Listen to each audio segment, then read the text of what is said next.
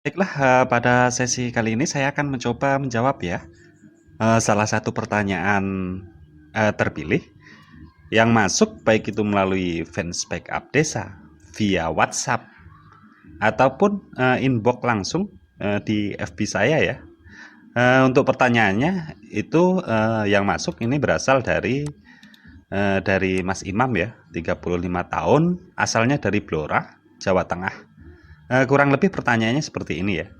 Apakah penyaluran dana desa dapat ditunda oleh bupati atau wali kota? Dan dalam kondisi apa bupati wali kota dapat memberikan sanksi? Nah, jika kita melihat maknanya dari pertanyaan ini mengandung dua makna ya. Salah satunya yaitu menanyakan terkait dapat dan tidaknya bupati melakukan penundaan terkait penyaluran dana desa. Dan yang kedua yaitu sanksi apa yang diberikan oleh desa apabila melanggar dari ketetapan yang ada ya. Kita coba jawab satu persatu. Yang pertama yaitu terkait dapat dan tidaknya penyaluran dana desa itu ditunda oleh bupati atau wali kota ya.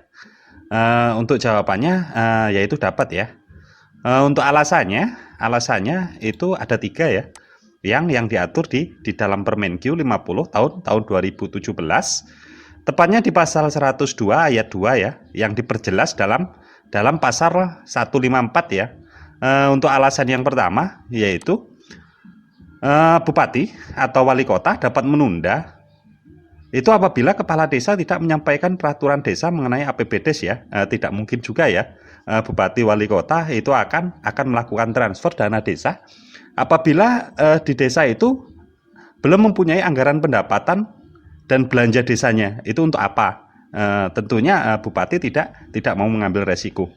Kemudian yang kedua, kepala desa tidak menyampaikan laporan realisasi ya terkait penggunaan dana desa di tahap sebelumnya.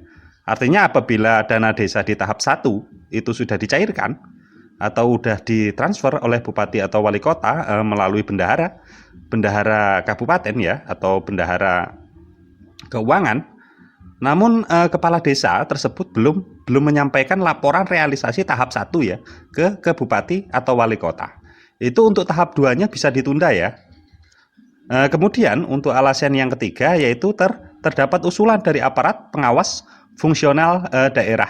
Nah, ini apabila seandainya dari pihak inspektorat sebagai pejabat pengawas ya, itu turun kemudian ditemukan penyimpangan-penyimpangan ya, yang tidak masuk akal, itu bisa merekomendasikan ke bupati atau wali kota untuk melakukan penundaan.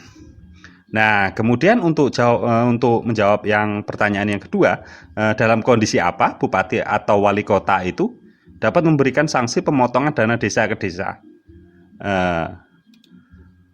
Nah, bupati atau wali kota itu dapat memberikan sanksi ya berupa pemotongan apabila terdapat sisa dana desa yang lebih dari 30% selama 2 tahun berturut-turut ya, atau berdasarkan penjelasan serta hasil pemeriksaan yang ditemukan penyimpangan berupa silva yang tidak wajar.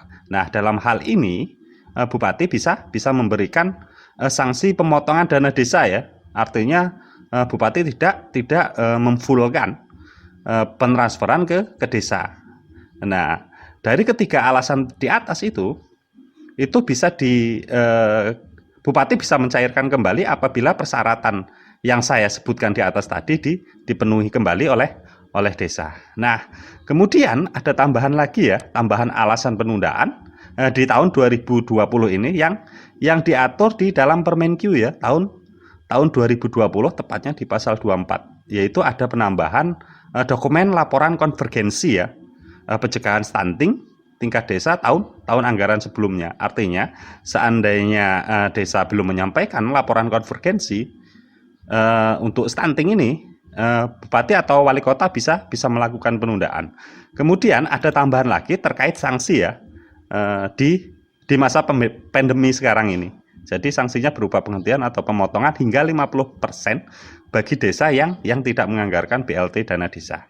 Hal ini diatur di dalam Permenkyu 50 tahun 2020 pasal 47. Akan tetapi Hal ini dapat dikecualikan ya apabila di dalam Musdesus benar-benar tidak ada keluarga calon penerima manfaat dari BLT dana desa tersebut. Nah, mungkin itu ya Mas Imam ya penjelasan terkait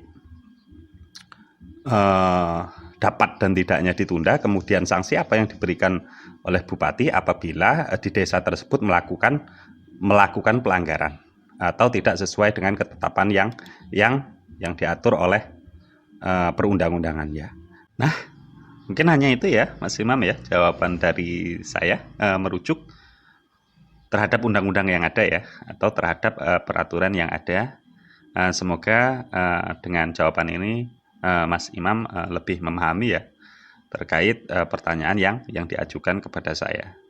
Saya ucapkan terima kasih dan jangan lupa subscribe serta bunyikan lonceng atau tekan lonceng untuk mendapatkan notifikasi terbaru yang ada di channel Abdesa.